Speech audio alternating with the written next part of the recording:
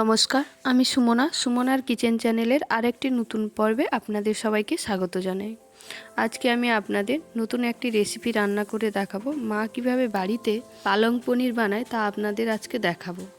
পালং পনির বানানোর জন্য এখানে আমি 250 গ্রাম পনির নিয়ে নিয়েছি। এবার সেগুলোকে ছোটো ছোটো পিস করে কেটে নিচ্ছি। খুবই সিম্পলভাবে বাড়িতে থাকা সামান্য উপকরণ দিয়ে আমি আপনাদের আজকে দেখাবো পালং পনির।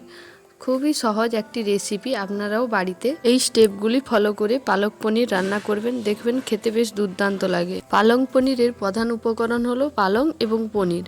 পনিরটা কাটা হয়ে গেছে। এবার দেখুন পালং শাক আমি বাগান থেকে তুলে নিয়ে এসে ধুয়ে রেখে দিয়েছি, জল ঝরাতে রেখে দিয়েছি। এখন আপনাদের দেখিয়ে দেব এটি রান্না করার জন্য কি কি মশলার প্রয়োজন হয়। নিয়েছি একটা গোটা পেঁয়াজ বাটা, সব ব্লেন্ডারেই কিন্তু ব্লেন্ড করা হয়েছে। সামান্য পরিমাণ আদা ব্লেন্ড করে নিয়েছি।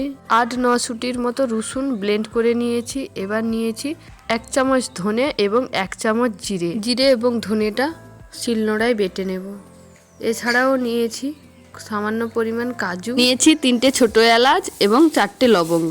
এবার নিয়ে নেব পরিমাণ মতো লঙ্কার গুঁড়ো, নিয়ে নেব পরিমাণ মতো হলুদ গুঁড়ো। তাছাড়া নিয়েছি টমেটো কুচি, 3টে কাঁচা লঙ্কা এবং সামান্য পরিমাণ পাতিলেবু। এবার জিরে এবং ধনেটিকে শিলনোড়ায় বেটে নেব। এবার কড়া গরম হয়ে এলে জল দিয়ে পালং শাকটিকে সেদ্ধ করে নেব। পালং শাক একটু বেশি পরিমাণ নেবেন, কারণ সেদ্ধ হয়ে যাওয়ার পর কিন্তু কমে যায়, জড়িয়ে একটুখানি হয়ে যাবে, তাই রান্না করার সময় পালং শাকটা একটু বেশি পরিমাণ নেবেন। পালং শাকের সঙ্গে দিয়ে দেব সামান্য পরিমাণ কাজু দিয়ে ভালো করে সেদ্ধ করে নেব। সেদ্ধ করার সময় দিয়ে দিলাম পরিমাণ মতো লবণ।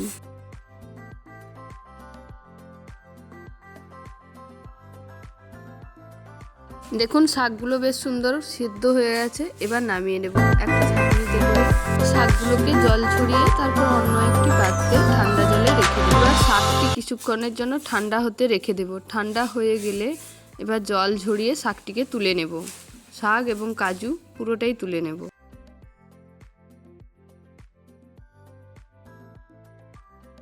এবার এর সঙ্গে দিয়ে দেব 3টে কাঁচা লঙ্কা এবং পাতিলেবুর রস, যে লেবুটা আমি কেটে রেখেছিলাম তার রসটা দিয়ে দিলাম। এবার সব কিছু একসঙ্গে বেটে নেব। দেখুন বাটাটা কমপ্লিট হয়ে গেছে। লেবুর রসটা কিন্তু অবশ্যই দেবেন, তাহলে কালারটা কিন্তু থাকবে, না হলে পালং শাকের কালারটা কিন্তু থাকবে না। এবার তেল গরম হয়ে এলে তেলের উপর দিয়ে দেব গোটা জিরা দিয়ে কিছুক্ষণ ফুটিয়ে নিয়ে তারপর দিয়ে দেব পেঁয়াজ বাটা। পেঁয়াজটা কিছুক্ষণ ভেজে নেওয়ার পর মা দিয়ে দিয়েছে পরিমাণ মতো হলুদ। এখানে 2 চামচ হলুদ মা দিয়েছে।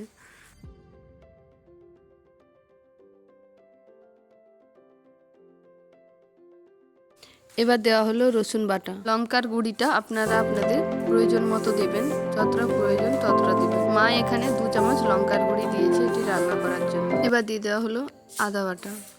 সব কিছু কিন্তু ব্লেন্ডারে ব্লেন্ড করা হয়েছে। আপনারা চাইলে শিলনোড়ায় থেতো করে নিতে পারেন, তবে প্লেন করে বাটবেন। দেখুন মশলাগুলো ভালো করে ভেজে নেওয়ার পর এবার দিয়ে দেওয়া হবে ধনে বাটা এবং জিরে বাটা।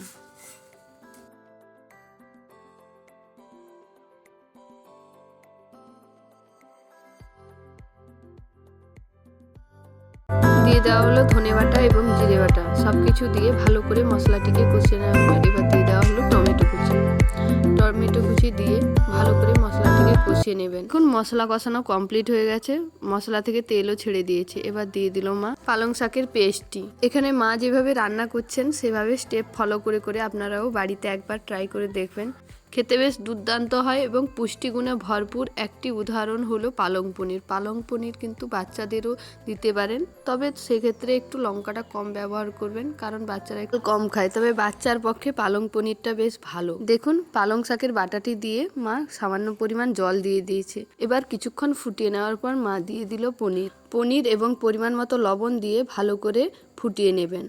ফোটানো হয়ে গেলে নামানোর একটু আগে গরম মশলার গুঁড়ো দিয়ে নামিয়ে নেবেন।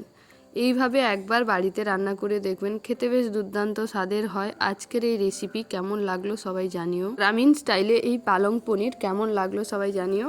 আমার চ্যানেল যদি এখনও না সাবস্ক্রাইব করা থাকে তাহলে দয়া করে সাবস্ক্রাইব করে দেবেন। দেখুন লেবুর রস দেওয়ার জন্য কিন্তু এখনও কালারটা কিন্তু ঠিক আছে, তেমন একটা কালার যায়নি।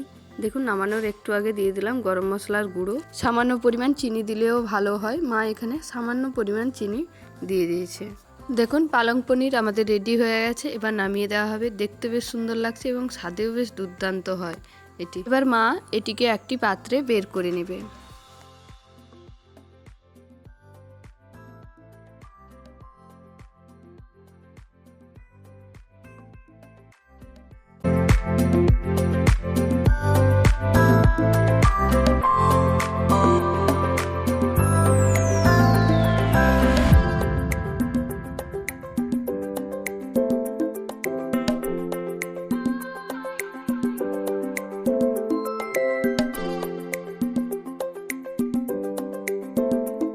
আজকের মতো এতটুকুই। পরের দিন আবার একটি নতুন রেসিপি নিয়ে আপনাদের সামনে হাজির হব। আজকের এই রেসিপিটি কেমন লাগলো সবাই জানিও। ভালো লাগলে লাইক, কমেন্ট এবং শেয়ার করবেন। যদি আমার চ্যানেলটি সাবস্ক্রাইব না করা থাকে দয়া করে সাবস্ক্রাইব করুন। গ্রামীণ পদ্ধতিতে এই রান্না কেমন লাগলো সবাই জানিও। সবাই ভালো থাকবেন, সুস্থ থাকবেন এবং সাবধানে থাকবেন।